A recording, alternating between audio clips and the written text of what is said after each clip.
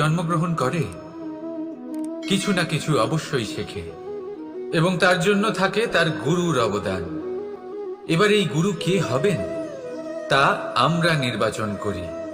হয়তো তিনি আমাদের মাতা পিতা হতে পারেন, হয়তো বন্ধু হতে পারেন, হয়তো দাদাও হতে পারেন, আদর্শ হতে পারেন, বা হয়তো গুরুকুলের শিক্ষাকর্তা গুরুও হতে পারেন। এবার সংসারের এমন কিছু জিনিস আছে যা জগতের কোনো গুরুই শেখাতে পারবেন না, তা আপনাকে সময় শিখিয়ে দেবে। কারণ এই সংসারে সময়ের থেকে বড় গুরু আর কেউ হয় না। এবার সময় আর গুরুর মধ্যে একটা সাদৃশ্য আছে আর একটা তফাতও আছে। সাদৃশ্য হলো যে সময় আর গুরু দুজনেই আপনাকে শেখায়। তফাৎ এই যে গুরু প্রথমে আপনাকে শিক্ষাদান করে, তারপর আপনার পরীক্ষা নেন। সময় প্রথমে আপনার পরীক্ষা নেয়, তারপর আপনাকে শিক্ষা দেয়। এবার শিক্ষা লাভ করে পরীক্ষা দেওয়া আর পরীক্ষা দিয়ে শিক্ষা লাভ করা এই দুই ভিন্ন বিষয়। আর সব সময় মনে রাখবেন, এই সময়ের থেকে আপনি যা শিক্ষা লাভ করবেন তা সব সময় যত্ন করে আপনার কাছে রেখে দেবেন। কারণ সময়ের থেকে বড়, সময়ের থেকে দামি, সময়ের থেকে অত্যন্ত আধুনিক আর কোনো গুরু নেই। রাধা রাধা। প্রেম আর চাওয়া একই মনে হয়, তাই না? কিন্তু আসলে এরা আলাদা। এদের মধ্যে অনেক তফাৎ আছে। দেখতে গেলে প্রেম আর চাওয়া কখনোই এক হতে পারে না। এবার যদি আপনাকে আমি এক উদাহরণ দিই, যদি আপনি এই ফুলকে চান, তাহলে আপনি এটাকে তার ডাল থেকে ছিঁড়ে আপনার কাছে রেখে দেবেন। কিন্তু যদি আপনি একে ভালোবাসেন, তাহলে আপনি প্রতিদিন এসে এটার শিকড়ে জল দেবেন, যাতে সে আরো প্রস্ফুটিত হয়। শুধু এটাই তফাৎ চাওয়া আর প্রেমের মধ্যে। চাওয়া স্বার্থ হয়ে ওঠে, যেখানে প্রেম প্রেম পরমার্থ হয়ে ওঠে। তাই কাউকে না চেয়ে ভালোবাসুন, জীবন ধন্য হয়ে উঠবে। রাধা রাধা। এই বস্ত্র দেখছেন আপনি? এর কারুকার্য, এর রং, এর সৌন্দর্য কতটা মনোরম, কত স্বচ্ছ, কত নিপুণ এই কারুকার্য। এবার এটাকে আমরা একটু ভেতর থেকে দেখি।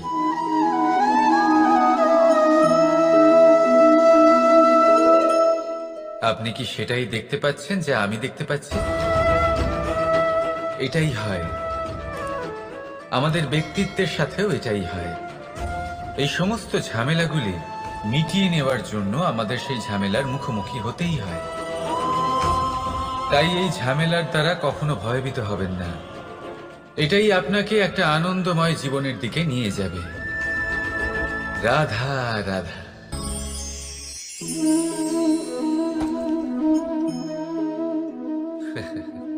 আপনি কি কখনো কোনো গাছের গায়ে পাথর ছুঁড়ে মেরেছেন? আজ না হোক, ছোটবেলায় কখনো না কখনো নিশ্চয়ই ছুঁড়েছেন। এখনো বাচ্চারা সেটাই করে থাকে। কিন্তু আপনি কি কখনো ভেবে দেখেছেন যে কেন সেই গাছের ওপরই পাথর ছুঁড়ে মারা হয় যাতে ফল থাকে? কোনো সাধারণ বা ফলবিহীন গাছের ওপর এত পাথর কেন ছোড়া হয় না? কারণ খুবই সহজ। আমরা ফল খেতে চাই, আর সেটা পারার জন্য আমরা পাথর ছুঁড়ে সেগুলিকে প্রাপ্ত করার চেষ্টা করি। আর অন্যদিকে সেই গাছ এই পাথরের রূপে বিরোধিতা সহ্য করে, তবুও সেখানেই দাঁড়িয়ে থাকে যেখানে তার অবস্থান। সেই ফল আমাদের দিতে থাকে যা সর্বদা আমাদের দিয়ে এসেছে, আর সেই জন্যই সে আমাদের কাছে মূল্যবান। তাই মনে রাখবেন, আপনার জীবনেও এরকম অনেক মানুষ আসবেন, বা হয়তো এখনই আছে, যারা আপনার বিরোধিতা করেন, যারা আপনার জীবনে সংকট ডেকে আনেন, আপনাকে দোষারোপ করেন, কিন্তু আপনার নজর সেদিকে থাকা উচিত নয়। তাই একটা গুরুত্বপূর্ণ সত্য সব সময় মনে রাখবেন, সেই গাছের ওপরেই পাথর এসে পড়ে যে ফল ধারণ করে, যে মূল্যবান হয়। রাধা রাধা। আপনি জীবনে কখনো দেখে থাকবেন অথবা শুনে থাকবেন যে মানুষ যখন দুধ পান করে তার মধ্যে যদি কোনো মাছি এসে পড়ে, সে আর সেটা পান করে না, সেই দুধকে কোথাও ফেলে দেয় সে। কিন্তু ভেবে দেখুন, এখানে পরিস্থিতি একটু আলাদা হলে, দুধের বদলে ঘি থাকলে মানুষ কি করে? সেই ঘি ফেলে দেয় না, সেখান থেকে মাছিটাকে বের করে ফেলে দেয়। এটা দিয়ে আমরা কি শিক্ষা পেলাম? এটাই যে এখানে মাছি গুরুত্বপূর্ণ নয়, গুরুত্বপূর্ণ হলো সেই খাবার, ঘি। এবারে ভাবুন, দুধ আর ঘি এই দুই উৎপন্ন হয় গরু থেকে। তাহলে বেশি মাহাত্ম্য ঘিকে কেন দেওয়া হয়? তার কারণ, যে যত বেশি তাপ সহ্য করে সে তত উৎকৃষ্ট হয়, সে ততটা মূল্যবান হয়। এতটাই মূল্যবান যে যদি তাতে কোনো দোষও থাকে, মানুষ সেটা গ্রাহ্য করে না। তাই মনে রাখবেন, এই পুষ্টি অপুষ্টি এ শুধুই নাম মাত্র। কিন্তু পরিশ্রম করা, সংঘর্ষ করা, তাপ সহ্য করা, এটা মানুষের অনুভূতি। তাই নাম নিয়ে না ভেবে অনুভূতির ওপরে মনোনিবেশ করুন, তাকে গুরুত্ব দিন। আর আসুন আমার সাথে ভালোবেসে বলুন, রাধা রাধা। ঈশ্বর লতা পাতাকে দাঁড়িয়ে থাকার শক্তি দেননি, ঈশ্বর এই শক্তি দিয়েছেন বৃক্ষকে। এই লতা পাতা বৃক্ষের সাহায্যে দাঁড়িয়ে থাকে, তাতেই বিকশিত হয়। এবার এই লতা পাতা দুই ধরনের হয়। প্রথম সে যে এই বৃক্ষতে বিকশিত হয়, ফুল ফুটিয়ে তোলে, নিজেকেও সুন্দর বানায়, বৃক্ষকেও সুন্দর বানিয়ে তোলে। দ্বিতীয় সে যে বৃক্ষকে পুরোপুরি শুকিয়ে দেয়, তার প্রাণ শক্তি তার থেকে কেড়ে নেয়, আর শেষে নিজেও ধ্বংস হয়ে যায়। তাই মনে রাখবেন, যে ব্যক্তি সবসময় আপনার সাথে থাকে, সবসময় আপনার সম্বল হয়ে থাকে, সবসময় সে আপনাকে সাহায্য করে, আর যদি আপনি তার সাথে ছলনা করেন, আপনার অন্ত নিশ্চিত। এরকম কখনো করবেন না। সেই ব্যক্তিকে ভালোবাসা দিন, সম্মান দিন, আর আমার সাথে প্রসন্ন হয়ে বলুন, রাধা রাধা। যখনই আমরা প্রসন্ন হই, কোনো শুভ অনুষ্ঠান থাকে, আমরা সাফল্য লাভ করি, আমরা সবার আগে আপনজনদের মিষ্টিমুখ করাই। আর এটা ভালোই, মিষ্টিমুখ করালে মনও মিষ্টি হয়ে যায়। কিন্তু এই মিষ্টতা শুধুমাত্র মিষ্টির মধ্যে থাকে না, কারণ এই স্বাদ নয়, এই এক অনুভূতি। জিহ্বার স্বাদ গলায় গেলেই শেষ হয়ে যায়, সেখানে অনুভূতির স্বাদ সারা জীবন মনে থেকে যায়।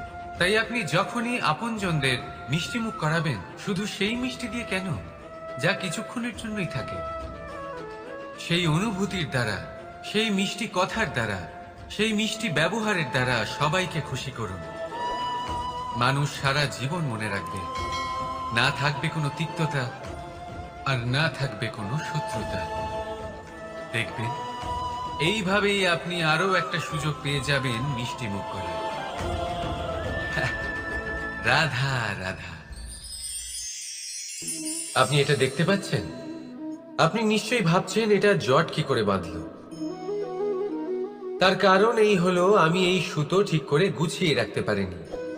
এটার দুটো দিক একসাথে জড়িয়ে গেছে, আস্তে আস্তে পুরোটা জড়িয়ে গেল, আর তারপর দেখুন, এমন একটা জট পেকে আছে যে আমি কিছুতেই বুঝতে পারছি না এটাকে খুলবো কিভাবে। তাই মনে রাখবেন, যদি কোনো লম্বা সুতোকে ঠিক করে গুছিয়ে না রাখেন, তাহলে সেটা জড়িয়ে যাবে। এইভাবেই আমাদের জীবনে আমাদের জিহ্বা, আমাদের কথা, যদি এই জিহ্বা আপনারা সামলে না রাখতে পারেন, তাহলে শুধুমাত্র কষ্ট পাবেন। তাই নিজের শব্দ, এর ওপরে নিয়ন্ত্রণ রাখুন, সর্বদাই ভালো হবে। আর আসুন আমার সাথে ভালোবেসে বলুন, রাধা রাধা।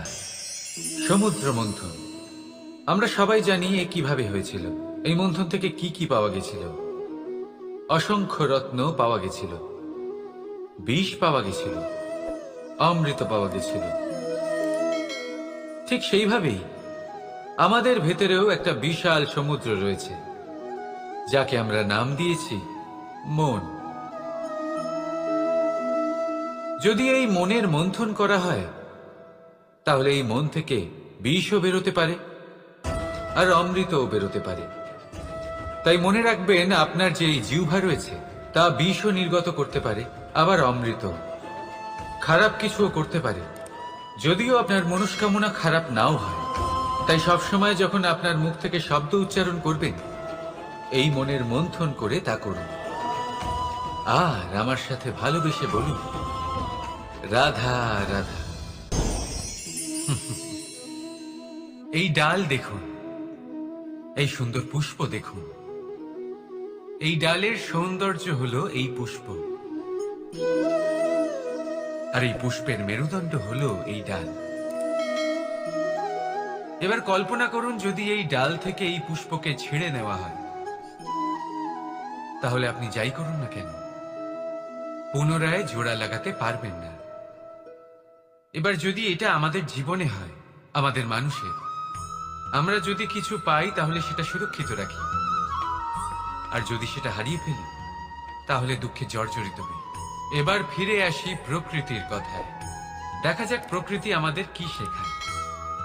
এবার যদি এই পুষ্প এই ডালটা থেকে ছেড়ে যায়, আর যদি এই ডাল সবল থাকে, তাহলে কিছুদিন পরেই এই ডালে আবার নতুন ফুল ফুটবে। এবার এটা আমাদের জীবনেও ঘটবে, নিশ্চয়ই ঘটবে। সেটাই প্রকৃতি। সেই জন্য জীবনে আপনি যা হারিয়েছেন সেটার বিষয় না ভেবে, যা ফেলে এসেছেন তার বিষয় না চিন্তা করে, ভবিষ্যতে যা আপনি যত্ন করে রাখতে পারবেন, সাবধানে রাখতে পারবেন, সেগুলির প্রতি একাগ্র হন। বিশ্বাস করুন, এই মনরূপী ডালের ওপর সুখের ফুল সব সময় ফুটবে। রাধা রাধা। বৃক্ষের বীজ একটা সর্ষের দানার থেকেও ছোট হয়, কিন্তু যখন এটা বড় হয়, তখন একটা বট গাছের মতো বৃহৎ আর মহান হয়ে ওঠে। গঙ্গা নদী, এর প্রারম্ভ হয় একটা ছোট্ট আর সরু স্রোত দিয়ে, তারপর সেটা বড় ধারায় বদলে যায়, তারপর সেটা নদীতে বদলে যায়, আর তারপর মহানদীতে পরিবর্তিত হয়। আপনি কি বুঝতে পারছেন যা আমি আপনাকে বোঝানোর চেষ্টা করে চলেছি? আমি আপনাকে বোঝাতে চাইছি যে প্রারম্ভ করার জন্য মহান হওয়ার কোনো প্রয়োজন নেই, কিন্তু হ্যাঁ, মহান হওয়ার জন্য প্রারম্ভ করা অত্যন্ত প্রয়োজনীয়। তাই শুরু করুন। আপনার ক্ষুদ্র এই প্রারম্ভ আপনার জন্য বৃহৎ হয়ে উঠতে পারে। শুরু করেই দেখুন না, আপনার গন্তব্য আপনার জন্য অপেক্ষা করে আছে। রাধা রাধা। মানুষ কতটা শক্তিশালী হয়, তার কতটা সামর্থ্য রয়েছে, সে কতটা প্রতিভাশালী হয়, এটা হয়তো বলার কোনো দরকারই নেই। আজকের দিনে সবাই জানে যে মানুষ কি না করতে পারে। মানুষ চাইলে সব কিছু করতে পারে। মানুষ যদি চায়, মাছের মতো জলে সাঁতার কাটতে পারে। মানুষ যদি চায়, হিমালয়ের মাথা নত করতে পারে। মানুষ যদি চায়, সমুদ্র থেকে মুক্তো সংগ্রহ করতে পারে। মানুষ যদি চায়, তাহলে আকাশের পাখির মতো বিচরণ করতে পারে। মানুষ চাইলে সব কিছু পেতে পারে। সে জ্ঞান, সম্পত্তি, পরিবার, সাফল্য, সবকিছু। যদি কিছু থাকে যেটা সে গ্রহণ করতে চায় না, সেটা হলো তার দোষ, তার ভুল। মানুষ এসব কখনো গ্রহণ করতে চায় না, কিন্তু যেদিন মানুষ